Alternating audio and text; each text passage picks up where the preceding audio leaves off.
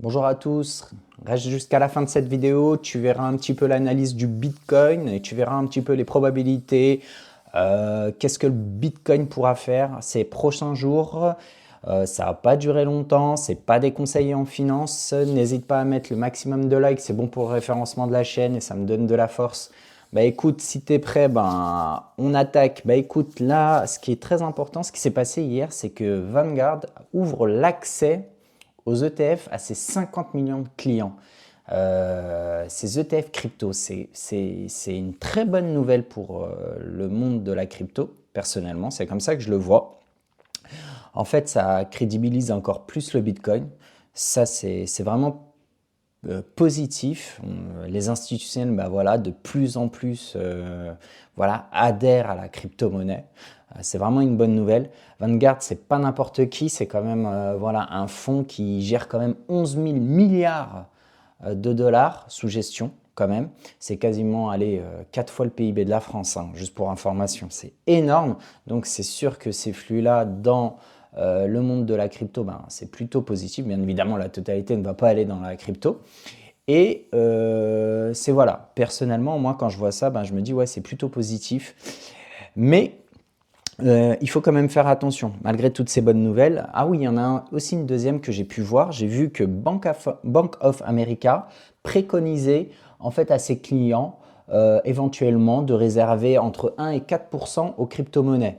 C'est plutôt positif, vraiment l'adoption se fait sur les crypto-monnaies de plus en plus. Je pense qu'il n'y a plus de débat là-dessus. Je peux peut-être me tromper, il n'y a plus de débat là-dessus.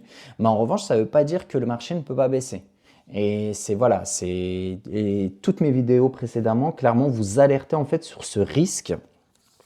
Donc, on va voir un petit peu ce que les marchés ont fait aujourd'hui. Donc là, bon, ça c'est le Nasdaq. On va aller tout de suite sur le BTC.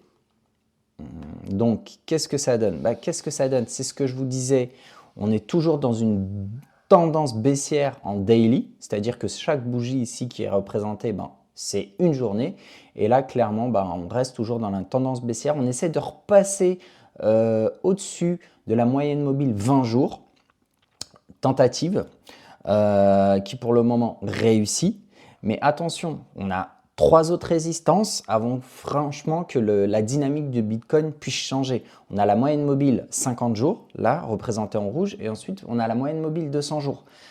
Croyez-moi, c'est ce que je vous disais, et mon analyse ne change pas. On ne va pas casser ces résistances comme ça. Pour moi, ce rebond, c'est un rebond technique, celui-ci qui s'est opéré hier, le mardi 2 décembre, suite aux différentes annonces de Vanguard et de Bank of America. Donc, on a profité de ces annonces pour en fait rebondir pour moi. C'est ce que je vous disais dans mes précédentes analyses. Le Bitcoin peut tout à fait baisser, amorcer un bottom et repartir un peu. Ça, c'est pas impossible, mais c'est une tendance court terme. Pour moi, je reste sur mon analyse initiale, c'est une tendance court terme. Il faut vraiment faire attention parce que moi, comme je vous le dis depuis le début, je ne suis pas acheteur sur le Bitcoin pour le moment. Même si on repartait à des niveaux jusqu'à 106 000 $. Clairement, bon, ce n'est pas des conseils en finance, je vous le répète, ce n'est pas des conseils en finance, je le redis encore une nouvelle fois, chacun assume ses responsabilités, chacun assume son argent et ses positions. Mais moi, aujourd'hui, au regard de l'analyse que j'en fais, clairement, on n'est pas dans une tendance haussière, on est dans une tendance baissière de fond. Et ça, je vais vous le montrer avec le graphique weekly. Là, en daily, on peut avoir une petite reprise de hausse à court terme. Mais pour moi, ça reste quand même que un rebond technique, pour le moment en tout cas. Donc si on va sur le long terme, c'est ce qui est vraiment très important pour les investisseurs comme vous et moi. Donc en fait, qu'est-ce qu'on a? Moi, j'ai toujours mes 3 indicateurs que je garde, que je surveille. Le premier, c'est la RS Line qui mesure la force du mouvement, le momentum, qui vient d'être cassé le 13 janvier, clairement. Le Bitcoin vient de la casser. Ensuite, ma moyenne mobile 20 jours et 50 jours. La 50 périodes. Et là, pour le coup, on est en weekly. Donc, c'est 50 semaines. Donc, chaque barre représente une semaine. Et là, cette moyenne mobile qui est très puissante et qui est utilisée par les fonds institutionnels a été cassée le 3 novembre. Ce n'est pas anodin. Ce n'est pas anodin. Je le redis dans mes précédentes vidéos. Cette moyenne mobile, clairement, c'est à partir de ce moment-là, lorsqu'elle a été cassée, que je suis complètement sorti du marché. En tout cas, pour ma part. Là, on évolue en dessous de cette moyenne mobile. C'est pas bon. Le flux n'est pas acheteur pour moi, clairement.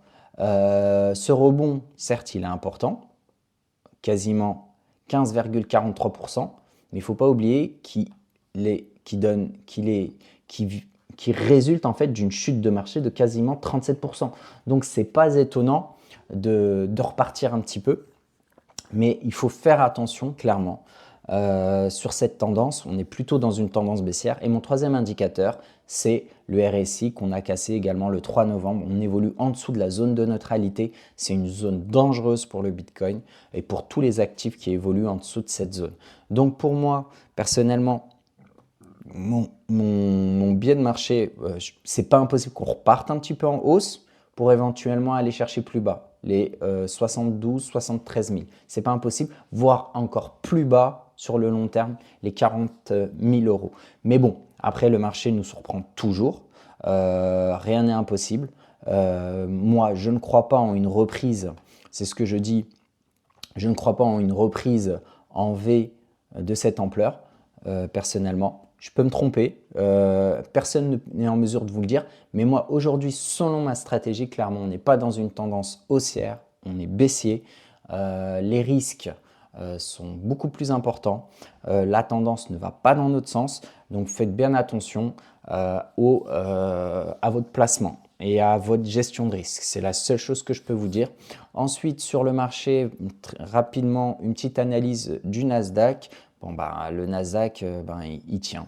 Il tient, c'est incroyable. Personnellement, il tient. Ça va faire depuis quasiment, on a fait 8 bougies vertes. Il fait que de monter. Il fait que de monter. C'est incroyable. Bon, j'ai pas d'éléments explicatifs pourquoi il monte comme ça. Certes, je pense que tout le monde anticipe la baisse des taux, la nomination à partir d'avril d'un nouveau directeur de la Fed, plus accommodant aux politiques de Trump. Donc peut-être le marché anticipe cet élément. Mais clairement, moi, je ne suis pas à l'aise du tout avec ce marché. Je trouve qu'on est sur des valorisations extrêmes, qu'on n'a quasiment pas corrigé depuis avril 2025. Donc, je ne serais pas surpris qu'on aille chercher plus bas, même si actuellement, le marché ne me donne pas raison. On est en tendance haussière pour le moment. Il peut continuer à monter, mais je ne suis vraiment pas à l'aise. On est sur des valorisations très importantes des actions.